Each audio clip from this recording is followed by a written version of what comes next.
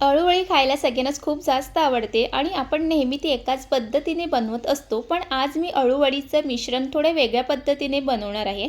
कारण अळूवळीची खरी चव ही तिच्या मिश्रणात असते आणि तुम्ही एकदा या पद्धतीने मिश्रण बनवलात ना, तर नेहमी तुम्ही याच पद्धतीने अळूवळी बनवतील. बऱ्याच जणांना अळूवळीचं मिश्रण बनवताना बरेच असे प्रॉब्लेम येतात, जसे की मिश्रण आहे ते पातळ होतं किंवा ते चवीला भारी बनून तयार होत नाही.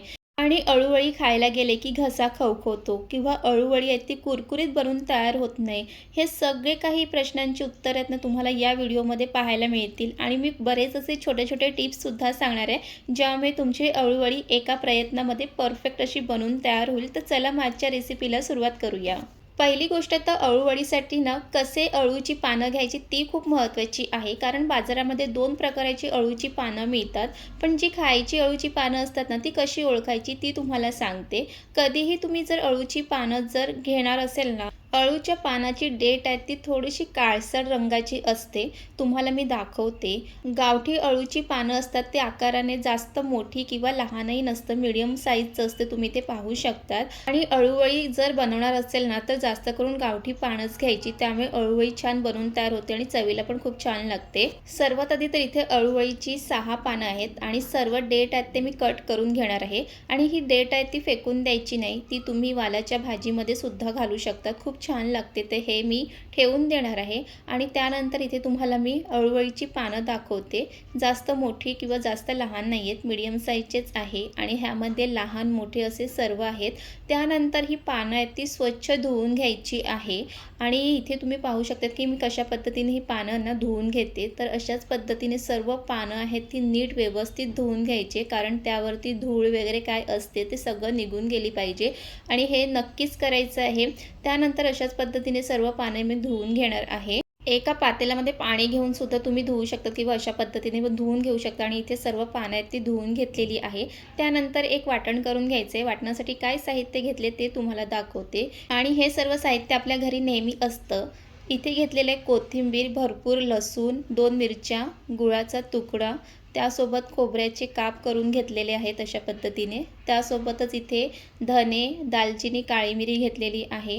आणि इथे हे भाजलेले शेंगदाणे घेतलेले आहेत. हे नसेल तर तुम्ही आपल्या घरी शेंगदाणे जे असतील ते घेऊ शकतात. आणि त्यासोबतच ह्यामध्ये चणेसुद्धा घालणार आहे. हे ऑप्शनल आहे, असेल तर नक्कीच घाला. आणि इथे हे चिंचेचं आंबट घेतलेलं आहे. चिंच मी 10-15 मिनिटासाठी पाण्यात भिजवून ठेवलं आणि त्याचा रस काढून घेतलेला आहे. त्यानंतर मिक्सरच्या भांड्यामध्ये खोबरं नसेल तर नारळसुद्धा घालू शकतात. भरपूर लसूण घ्यायचं. मिरच्या इथे मी 2 घेतलेले आहेत, तुम्ही तुमच्याप्रमाणे घेऊ शकतात.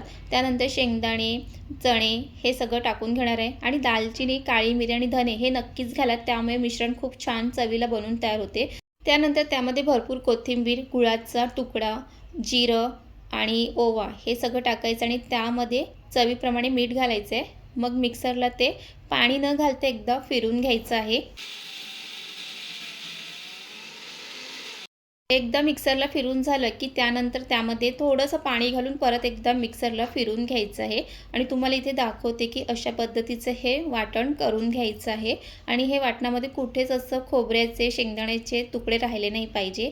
तर इथे हे आपल्या मिश्रणासाठी वाटण आहे ते बनून तयार झालेले आहे. आणि या वाटणामुळे तर अळूवडी खरंच खूप छान लागते. त्यानंतर मग इथे बेसन घेणार आहे. इथे मी 4 चम्मच इतकं बेसन घेतलेलं आहे. आणि त्यानंतर त्यामध्ये जो वाटण करून घेतलं आहे ना तो ह्यामध्ये घालणार आहे. आणि इथे पाहू शकतात की वाटण भरपूर असं आहे घातलेलं, त्यामुळेच अळूवडीला खूप छान चव येते. त्यानंतर त्यामध्ये हळद, चवीप्रमाणे मीठ, वाटणामध्ये सुद्धा मीठ घातलेलं आहे. आणि त्यानंतर मग घरगुती मसाला, गरम मसाला, कोथिंबीरसुद्धा बारीक करून घालायची आहे. आणि त्यानंतर हे सगळं एकदा परत मिक्स करून घ्यायचं आहे. आणि त्यानंतर मग ह्यामध्ये चिंचेचं आंबट घालणार आहे. आणि अळूवळीमध्ये कधीही आंबट काहीतरी घालायचंच आहे. जर चिंचेचं आंबट नसेल तर तुम्ही कोकम आगळसुद्धा घालू शकतात, पण आंबट हे काहीतरी घालायचंच आहे. बरेच जण इथे मोठी चूक करतात की त्यामध्ये आंबट काहीच घालत नाही, मग अळूवळी खाताना मग घसा खवखवतो.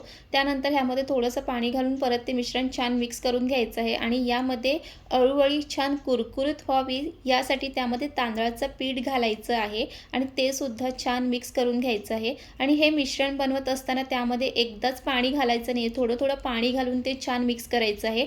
आणि मिश्रण आहे ते अगदी पातळसुद्धा करायचं नाही आहे, कशा पद्धतीचं हे मिश्रण असलं पाहिजे ते तुम्हाला मी पुढे जाऊन दाखवते। आणि हे मिश्रण तुम्हाला कितकं तिखट पाहिजे त्याप्रमाणे तुम्ही यामध्ये मिरची आणि लाल तिखट घालायचं आहे। आणि तुम्ही इथे पाहू शकतात की मिश्रण जास्त पातळ किंवा घट्टही असलं नाही पाहिजे, तर हे परफेक्ट असं मिश्रण आहे। आणि तुम्ही एकदा या पद्धतीने जर मिश्रण बनवलात ना, तर तुम्ही नेहमी अळूवडी याच पद्धतीने बनवतील, कारण इतकं हे चवीला भारी बनवून तयार होते। कारण यामध्ये जे वाटण घातलं ना ते खाताना खूप छान लागतं। त्यानंतर मग अळूची पानं स्वच्छ करून घेतलेली होती। अळूच्या पानाच्या दुसऱ्या बाजूने जी काही देठ आहे त्याची जी सालं आहेत ना ती सुद्धा काढून घ्यायची आहे, कारण जर तुम्ही ती सालं काढून नाही घेतली तर मग खाताना ती घशाला खवखवते। म्हणून जिथे जिथे देठ दिसतं तिथूनची सगळी जी सालं आहेत ती काढून घ्यायची आहेत। तर मी अशाच पद्धतीने सर्व पानांची देठ आहेत ती काढून घेणार आहे आणि ती सहज निघते, त्याला काही जास्त मेहनत घ्यावी लागत नाही आहे। तर इथे सर्व पानांची आहेत ती एक एक करून काढून घ्यायची आहे। आणि तुम्ही आपल्या चॅनलवर नवीन असाल तर सबस्क्राईब करा आणि व्हिडिओ आवडत असतील तर लाईक करा, कमेंट करा। त्यानंतर इथे सर्व पानांची देठाची सालं काढून घेतल्यानंतर मग वेलण घेऊन अशा पद्धतीने जी देठ आहे ती कडक असतं ते असं त्यावरती वेलण फिरून देठ आहेत ते मऊ होतात आणि त्यामुळे अळूवडी खाताना ते घशाला खवखवत नाही। त्यामुळे हे जे काही छोटे छोटे टिप्स आहेत ना ते नक्की फॉलो करायचे आहे। आणि अशाच पद्धतीने सर्व पानांची देठ आहेत ती त्यावरती वेलण फिरून घेणार आहे। आणि तुम्हाला आपल्या रेसिपी आवडत असतील तर लाईक करत चला, कमेंट करत चला।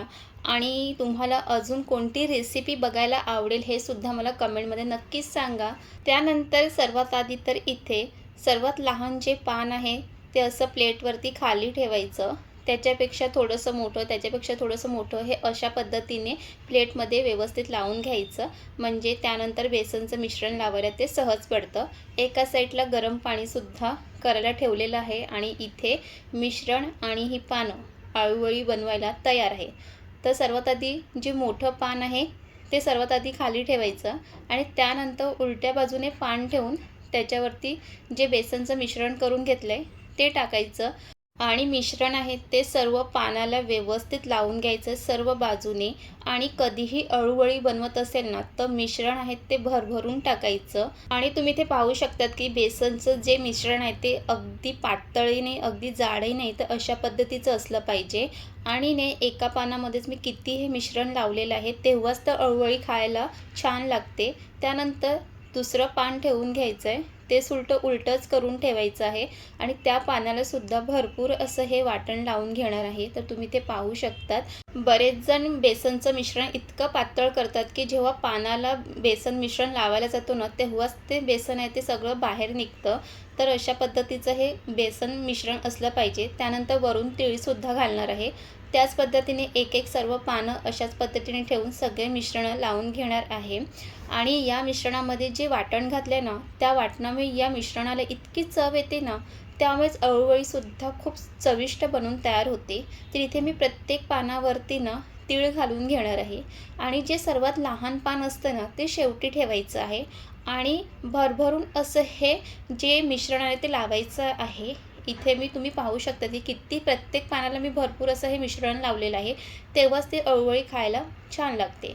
त्यानंतर मग छान असं अळूवडीचं रोल करून घ्यायचं आहे आणि रोल करत असताना सुद्धा असं मिश्रण त्यावरती लावायचं आहे आणि इथे हे अळूवडीचा रोल बनून तयार झालेला आहे।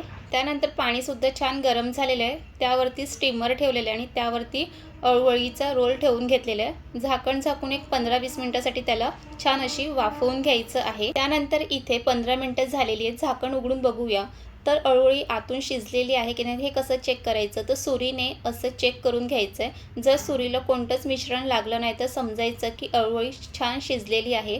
पण इथे मी अजून 5 मिनिटं ठेवणार आहे आणि 5 मिनिटांनी परत एकदा ते चेक करणार आहे सुरीच्या साहाय्यानेच। तर इथे पाहू शकतात की सुरीला कोणतेच असं मिश्रण लागलेलं नाही आहे, म्हणजेच अळूवडी छान अशी वाफवून झालेली आहे। त्यानंतर इथे एका प्लेटमध्ये काढून घेतलेलं आहे आणि त्याला आता थंड करायला ठेवायचं आहे। आणि कधीही अळूवडी गरम असताना त्याला कट करायला जायचं नाही, थंड झाल्यानंतरच त्याला कट करून घ्यायचं आहे। तर इथे अळूवडी छान थंड झालेली आहे, 2 भागामध्ये कट करून घेतलेलं तुम्ही इथे पाहू शकता की किती छान असा हा रोल बनवून तयार झालेला आहे। आणि अळूवडीच्या आतलं जे काही मिश्रण आहे ते सुद्धा छान असं शिजलेलं आहे। त्यानंतर इथे अळूवडीचे काप करून घेऊया. तर इथे तुम्ही पाहू शकता जास्त पातळ किंवा जास्त जाड नाही, तर अशा पद्धतीने हे कट करून घ्यायचं आहे. तर चला इथे सर्व मी कट करून घेतलेलं आहे आणि खूप छान बनवून तयार झाल्या. तुम्ही अशाही पद्धतीने खाऊ शकतात, पण थोडेसे तेलामध्ये फ्राय करून घेतले का मस्त कुरकुरीत असे हे अळूवडी बनून तयार होते. तुम्हाला जर हे कमी तेलामध्ये फ्राय करून घ्यायचं असेल, तर तुम्ही कमी तेलातसुद्धा करू शकतात किंवा जास्त तेलात फ्राय करून घेतलात तरीही चालेल. तर इथे दोन्ही बाजूने हे जे अळूवडी आहेत ना, कुरकुरीत असे हे फ्राय करून घ्यायचे आहेत.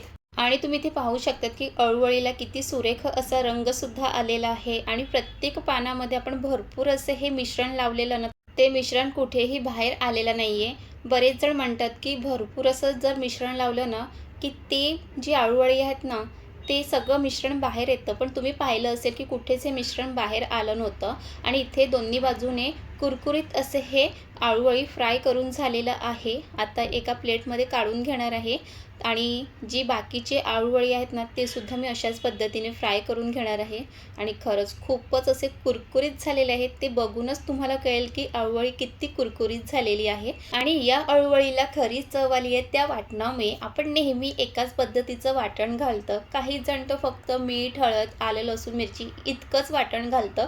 पण एकदा तुम्ही त्या पद्धतीचं वाटण करून त्या मिश्रणामध्ये घाला आणि मिश्रण कसं असलं पाहिजे ते सगळे मी तुम्हाला सुरुवातीला सगळं सांगितलेलं आहे. खाताना घसा खवखवत असेल तर चिंचेचा आंबट घाला किंवा कोकम आगळ घाला आणि खरंच सांगते खूप छान बनवून तयार झालेले आहे. तुम्हीसुद्धा एकदा नक्कीच ट्राय करा आणि ते तुम्हाला खाऊन सांगते खरंच इतके कुरकुरीत झालेले आहे. आणि सर्वात महत्त्वाची गोष्ट म्हणजे ना, त्या वाटणामुळे ना ह्याची चवच पूर्ण बदलून गेलेली आहे. रेसिपी आवडली असेल तर लाईक करा, कमेंट करा, शेअर करा आणि सबस्क्राईब करा.